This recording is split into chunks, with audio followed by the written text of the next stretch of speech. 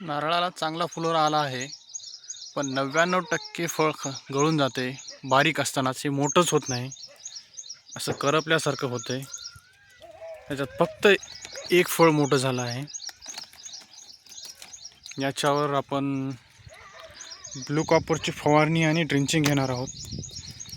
Drenching घेतल्या आणि फवारणी घेतल्यानंतर काय फरक पडतोय तो पुन्हा पाहूया आपण.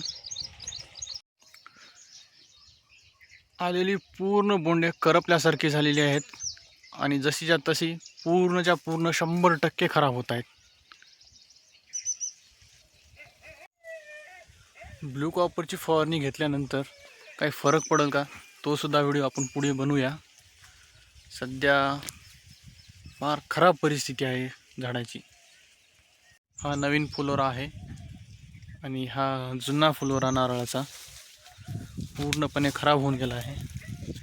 फवारणी घेतल्यानंतर काय फरक पडतो का ते पाहूया.